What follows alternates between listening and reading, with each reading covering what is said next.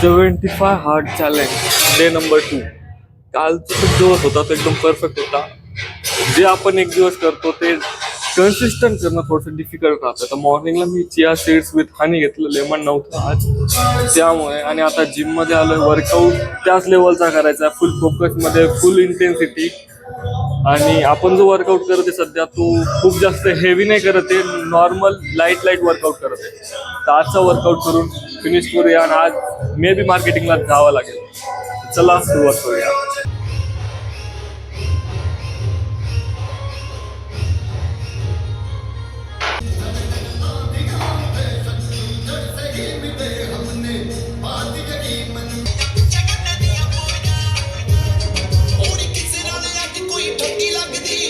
Workout झालेला आहे आणि तुम्हाला एक पॉईंट सांगायचा आहे की काल जे मी तुम्हाला म्हटलं होतं की खूप जास्त निगेटिव्हिटी आली किंवा खूप जास्त बोर्डम आलं, बोर व्हायला लागलं, तेव्हा एक कुठेतरी थोडीशी पॉझिटिव्ह स्टेप घ्या. त्याच्यानंतर इन फ्युचर तुम्ही त्या स्टेपसाठी प्राऊड फील कराल. आणि तेच मी आज करतोय. काल जे मी केलं तेव्हा माझं मन नव्हतं की मी इतका नॉर्मल वर्कआउट करेल, प्रॉपर सगळ्या गोष्टी करेल, बट मी कुठेतरी मनात नसतानाही त्या गोष्टी केल्या आणि आज मला त्यासाठी प्राऊड फील होतं आहे. होप हे तुम्हाला समजणं खूप जास्त इम्पॉर्टंट आहे.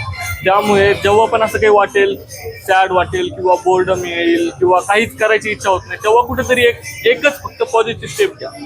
नंतर it will be better for you. आणि आज आपण बॅक आणि बायसेप्स प्रॉपर घेतले, स्ट्रेचिंग प्रॉपर केली. आता आपण कामाला घरी जाणार आहोत, त्यानंतर ब्रेकफास्ट करून आणि लंच करून निघणार आहोत कामाला.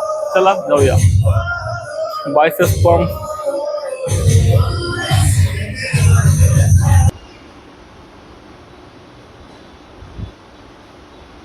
आजही आपण मार्केटिंगला नाही जाऊ शकलो. घरून कंपनीत गेल्याच्या नंतर मला हे लक्षात आलं की आपली गाडी तर सर्व्हिसिंगला आली आहे.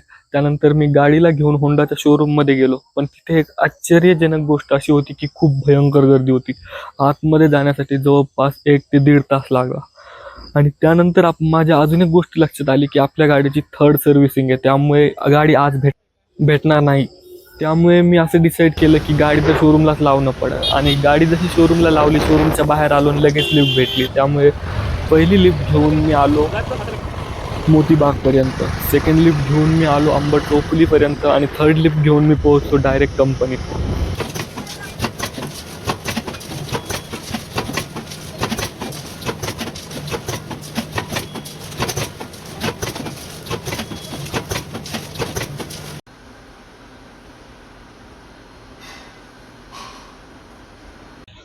तर आता आज थोडं लेट झालं, बट आपण आजही आपले टास्क पुरे कंप्लीट केले. 75 हार्ड डेचे सेकंड डे पण कंप्लीट होता पूर्ण फुल फोकसमध्ये.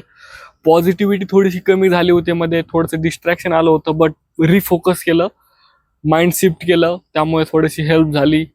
तर हे मी तुम्हाला सांगतोय की आज भगवद्गीता रीड केली. त्याच्यामध्ये भगवद्गीतेमध्ये हे सांगितलं की कृष्ण जेव्हा युद्धामध्ये उतरला तेव्हा त्याने अर्जुनाला हे नाही सांगितलं की तू माझं ध्यान, जंगलात जाऊन माझं ध्यान कर, असं वगैरे काही सांगितलं नाही. तो फक्त म्हटलं की तू तुझ्या कार्यावर आणि तुझ्या युद्धावर लक्ष दे, फक्त माझं नामस्मरण करत राहा.